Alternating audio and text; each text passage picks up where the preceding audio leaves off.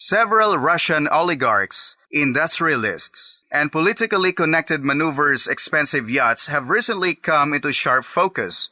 Several have gotten themselves into trouble with punishments leading to actual seizure or the threat of seizure. Many of these ocean-going vessels have been outfitted with fall-of-a-Rome-style comforts and exotic materials. Price tags, of course, are correspondingly high, frequently reaching the mid-nine figures. One or two are over 400 feet long. Alexei Mordashov's Nord is 464 feet long, and Alisher Usmanov's Dilbar is 512 feet long. The yacht in question this time belongs to Chelsea FC owner Roman Abramovich. One of Abramovich's nine-figure conveyances is intended for an alternative element, air. When it comes to business planes, the gentleman's preferences are similar to those of commercial airlines. He sold a Boeing 767-300ER and accepted the delivery of a $250 million bespoke 787-8 in the last year or two. Abramovich's boat is one of the biggest yachts on the market, measuring over 460 feet. Solaris is the name of the vessel. The metaphor, if intended, may be perplexing to anyone who knows the story from the novel or Tarkovsky's outstanding cinematic rendition. Maybe it's just a case of a well-heeled fanboy arrogance. Solaris is the newest of the sanctioned Russians' yachts, having been delivered in 2021 for a whopping $600 million. However, she is not the largest of Abramovich's yachts. That accolade belongs to the Eclipse, which is about 550 feet long. The ship features facilities to rival any ship at sea, including its own tiny submersible, possibly similar to this, capable of diving below 45 meters or 150 feet. There are two helipads on the Eclipse. The master room and the bridge are surrounded by bulletproof glass and armor plates. There's also a German-built missile defense system and apparently a laser defense against photographers attempting to photograph the yacht's guests. Though the gadget we saw didn't work. The Eclipse has 3 launch boats, all of which appear to be loaded with medical supplies and various handheld radios. Anyone could see the super yacht from the parking lot where visitors arrived to board their trip. We didn't feel like we're being followed by paparazzi or being lasered. According to the yacht report, owning a super yacht cost roughly 20% of the ship's initial worth. However, experts estimate that Abramovich pays $75 million every year to operate the luxury cruise ship with 24 cabins. Looking at the ship's layout, we notice the 2 swimming pools on board, as well as the disco, theater, hair salon, and restaurant. He focused his energy into wealth creation during the privatization era of the early 1900s, ranging from oil to pig farms after a modest start as a factory mechanic.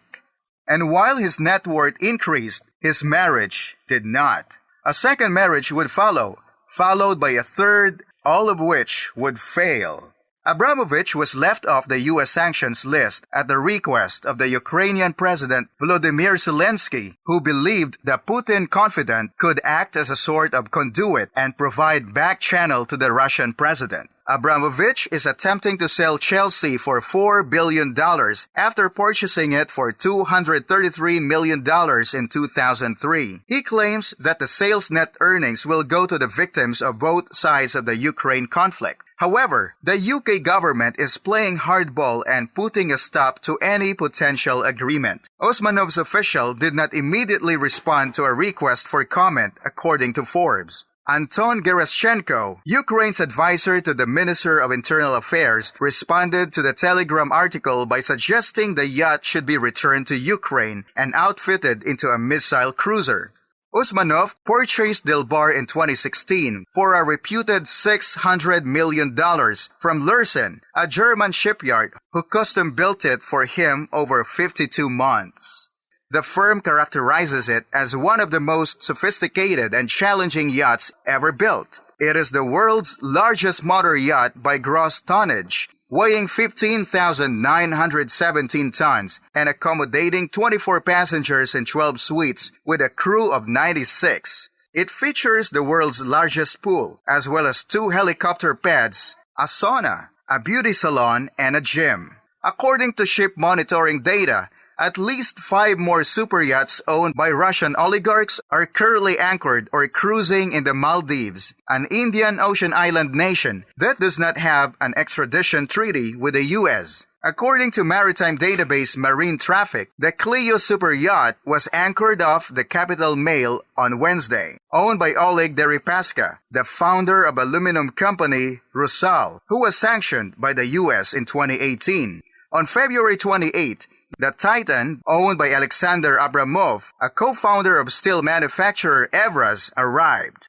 According to the data, 3 more boats owned by the Russian oligarchs were spotted cruising in Maldives waters. The 88-meter, 288-foot Nirvana, owned by the Russia's richest man, Vladimir Putin, is one of them. The majority of the ships were last spotted early this year, docked in Middle Eastern ports. As they made their way around the ship, they may have taken note of where the life rings were. The Eclipse was the largest vessel to use a specific stabilization system to keep it calm in turbulent waves when anchored or traveling slowly through the sea at that time, with a gross tonnage of 13,000 gross tons. Abramovich's net wealth was close to $20 billion last year. It is currently valued at roughly $13 billion. None of those figures, however, are likely to bother Abramovich.